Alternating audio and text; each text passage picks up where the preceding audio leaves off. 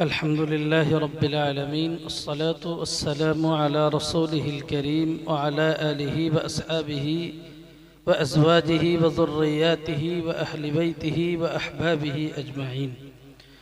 أما بعد، فقد قال الله تعالى في كلامه المجيد: أعوذ بالله من الشيطان الرجيم، وما أنفقتم من خير فهو يخلف وهو خير الرازقين.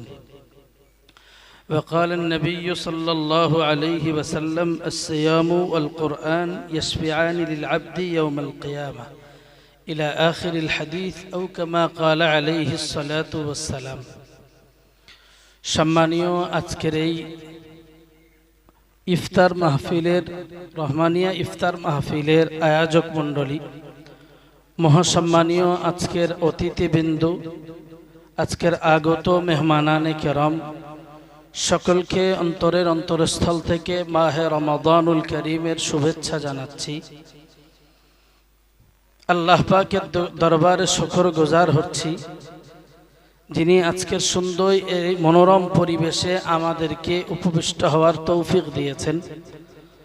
আজকের এই মজলিসে উপস্থিত মজলিসের জমিদাতা সহ অল ইন্ডিয়া সুন্নতুল জামাতের সম্পাদক সাহেব সহ মাদ্রাসার হেতাকাঙ্ক্ষী সহযোগী দরদি সকলকে অন্তরস্থল থেকে সালাম ও মুবারকবাদ জ্ঞাপন করছি। সম্মানীয় হাজিরিন, আজকের এই মজলিস আয়োজিত বা আজকে আপনাদেরকে এখানে ডাকা শুধু ইফতারি করব এমনটা নয়, বরং মাদ্রাসা সম্পর্কে আপনাদেরকে একটু অবগতি করানো বা আপনাদেরকে একটু জানানো এই বিষয়ে।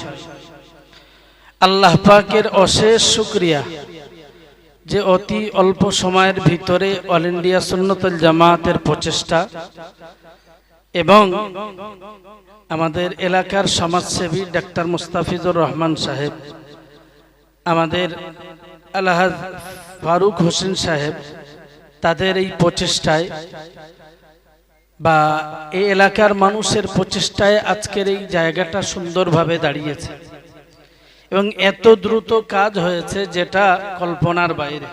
একটু আলহামদুলিল্লাহ বলেন, আর একটু জোরে সোরে বলেন আলহামদুলিল্লাহ। যদিও রমাদানুল কারীম হয়তো সবার পড়ন্ত বেলায় একটু পেটে টানি থাকে, তারপরেও আল্লাহ পাকের শুকরিয়া আদায় করলেও নেকি। ছোট্ট দু একটি কথা, অনেকেই এসেছেন যারা কথা বলবেন, যে রমাদানুল কারীমে আমরা উপবিষ্ট হয়েছি, আজকের হয়তো আমরা সুন্দর জায়গাতে বসতে পারছি, খেতে পাচ্ছি, সুন্দরভাবে ইফতার করি, সুন্দরভাবে সাহারি পালন করি বা তারাবি আদায় করতে পারি। দুঃখজনক হলেও সত্য কথা, এক শ্রেণীর মুসলিম আজকে হয়তো আমরা সুন্দর সুখে আছি, আবার এক শ্রেণীর মুসলিম রোজা রেখে না ইফতার, না সেহরি, না তারাবি, অটোমেটিক তাদের জীবনটা চলছে জেহাদের ভিতর দিয়ে, অত্যন্ত কষ্টের ভিতর দিয়ে তাদের জীবনগুলি অতিবাহিত হচ্ছে।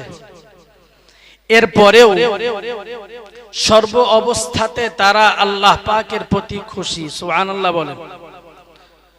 সবচেয়ে আনন্দের বিষয় হলো এই জায়গাটাই যে তারা এক মুহূর্তের জন্য রোজাকে তারা ছেড়ে দেয় না। তো আমার কথার ভিতরে ছোট্ট একটি কথা, যে আমাদের তো জীবন হারাতে হয় না, আমাদের তো পরিবার হারাতে হয় না, আমাদের তো সবকিছু হারিয়ে দিতে হয় না। দিতে হলে আমরা দিনের জন্য একটু মেহনত, একটু পরিশ্রম, এইটুকুতেই আমাদের জন্য যথেষ্ট। ব্যাস আমরা ওইটুকুতেই জান্নাতকে পেতে চাই। আল্লাহ কবুল করুন, বলুন আমিন।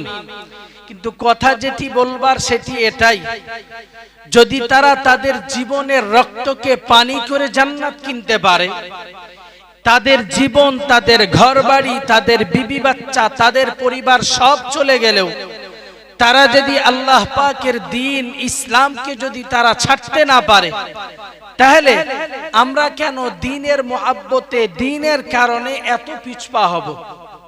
এতবার কেন আমাদেরকে ডাকতে হবে? এটা তো কারোর পৈতৃক সম্পত্তি নয়, কারণ নিজস্ব ব্যক্তিগত সম্পত্তি নয়, অল ইন্ডিয়া সুন্নাতুল জামায়াতের ব্যানারে মানুষের দানে আর প্রচেষ্টায় জোড়াসতলা, মহেশপুর, গোলবাড়ি, শ্রীকাঠি এই এলাকার মানুষ এবং বাইরের মানুষের প্রচেষ্টায় এই যে সুন্দর সৌধটা গড়ে উঠেছে, নিশ্চিত তারা যতটা না আনন্দে এখানে আসবে তার চাইতে দ্বিগুণ বেশি আনন্দে আসা উচিত এই এলাকার জওয়ান, যুবক, নওজোয়ান, তরুণদের।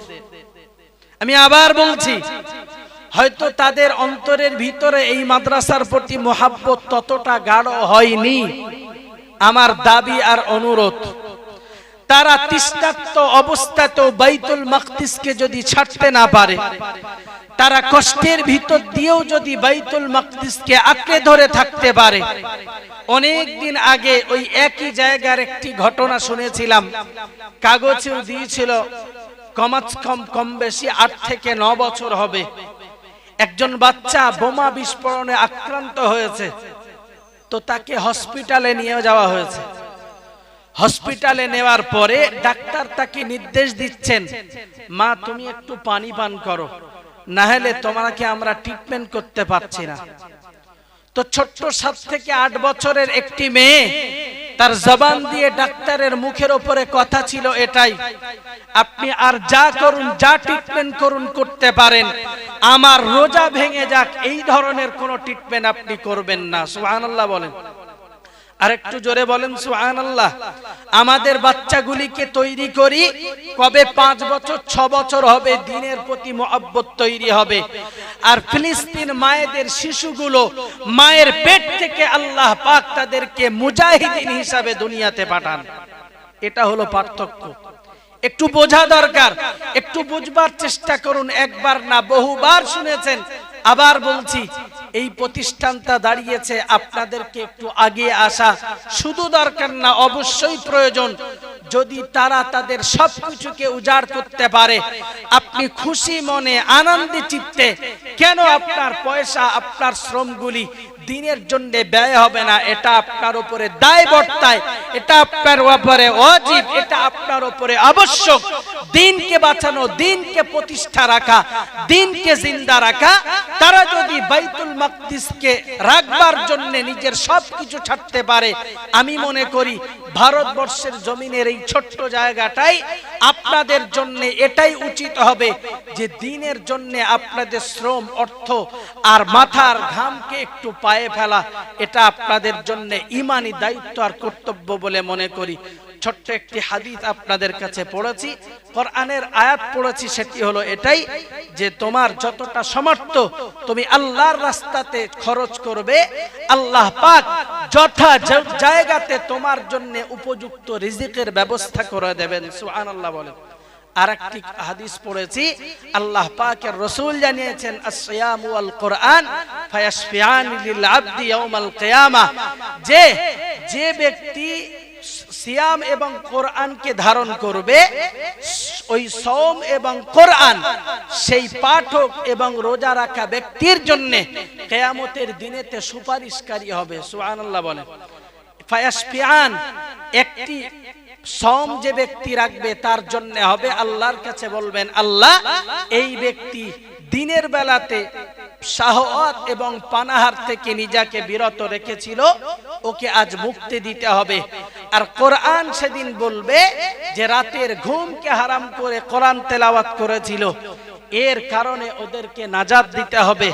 আল্লাহ পাক আমাদেরকে দ্বীনের খিদমত, রোজা এবং কোরআনের বিনিময়ে আমাদেরকে কিয়ামতের ময়দানে নাজাতের ব্যবস্থা করে দেন। বলুন আল্লাহুম্মা আমিন। মাইকের আওয়াজ যাদের কাছে যাচ্ছে, আমি আপনাদের রাখাল হিসাবে আপনাদের কাছে অনুরোধ করছি, যাদের কাজ নাই মজলিসে এসে বসবার জন্য নিবেদন করছি।